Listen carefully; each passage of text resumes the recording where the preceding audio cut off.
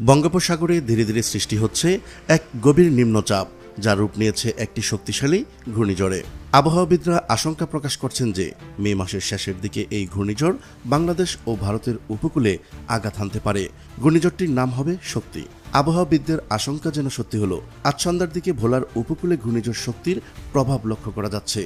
ঘূর্ণিঝড়ের শক্তির সৃষ্ট লঘুচাপের প্রভাবে সাগর ও নদী উত্তাল থাকায় নোয়াখালীর দ্বীপ উপজেলা হাতিয়ার সঙ্গে সারা দেশের নৌ যোগাযোগ ইতিমধ্যেই বন্ধ করে দিয়েছেন উপজেলা প্রশাসন। কতটা তাণ্ডব চালাবে ভয়ঙ্কর এই ঘূর্ণিঝড় শক্তি, তা জানাবো আমাদের সহকর্মী ফায়াজ আহমেদের ভিডিও চিত্রে। চলুন শুরু করা যাক। গত 5 বছরে শুধু মে মাসেই বঙ্গোপসাগরে সৃষ্টি হয়েছে 5টি শক্তিশালী ঘূর্ণিঝড়, যার মধ্যে ছিল আমফান ও রিমালের মতো বিধ্বংসী ঝড়। বছর ঘুরে আবারও সেই মে মাসেই বঙ্গোপসাগরে দিচ্ছে নতুন দুর্যোগের বার্তা। ভারতীয় আবহাওয়া বিভাগ জানিয়েছে, ঘূর্ণিঝড় শক্তি ভারতের ওড়িশা ও মিয়ানমারের রাখাইন রাজ্যের মধ্যবর্তী অঞ্চলে আঘাত হানতে পারে। তবে এর প্রভাব ইতিমধ্যেই পড়তে শুরু করেছে বাংলাদেশের উপকূলীয় জেলা ভোলায়। লঘুচাপের প্রভাবে উপকূলে গুড়ি গুড়ি বৃষ্টি, প্রচণ্ড বেগে বাতাস বইছে। ইতিমধ্যেই 3 নম্বর সতর্ক সংকেত দেখানো হয়েছে, আর তাতে আতঙ্কে আছেন জেলে ও স্থানীয়রা। ঝড় বন্যা আসলে পানি কাজি উঠলে মানুষের অনেক কষ্ট হয়ে যায়। অনেক মানুষ ঘর না খায় মরে, অনেক মানুষের মনে করেন ঘরে পানি উঠে। বাংলাদেশ আবহাওয়া অধিদপ্তরও জানিয়েছে, বঙ্গোপসাগরে গভীর সঞ্চালনশীল মেঘমালা তৈরি হয়েছে, যার ফলে উপকূলীয় এলাকা ও সমুদ্র বন্দরগুলোর উপর দিয়ে ঝড়ো হাওয়া বয়ে যেতে পারে।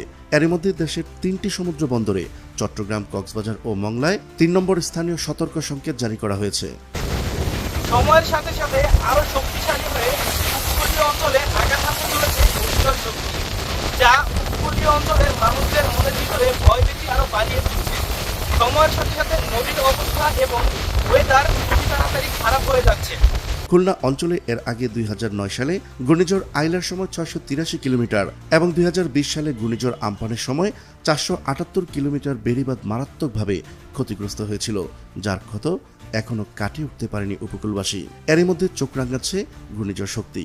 এই জলোচ্ছ্বাস 3 থেকে 5 ফুট পর্যন্ত উচ্চতার জলোচ্ছ্বাসের সম্ভাবনা রয়েছে, যা নিম্নাঞ্চল প্লাবিত করতে পারে।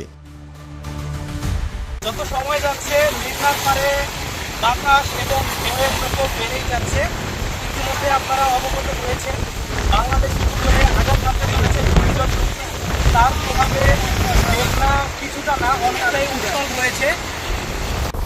চাচা, ঝড় বৃষ্টি তো আসতেছে, তো ঝড়ের সময় আপনাদের কি সুবিধা অসুবিধা হয় একটু আমাদেরকে বলেন। আমাদের অনেক অসুবিধা হয়। ঝড়ের সময় আমরা নদীতে যাইতে পারি না, ঠিকমতো খাইতে পারি না, কিস্তি দিতে পারি না, ঠিক আছে।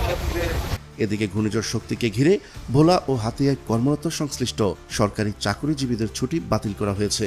দুর্গম চরের বাসিন্দাদের নিরাপদ আশ্রয় সরিয়ে আনতে কোস্টগার্ড, নৌবাহিনী, পুলিশের বেশ কয়েকটি ইউনিট প্রস্তুত রাখা হয়েছে। প্রিয় দর্শক, আজ এ পর্যন্তই।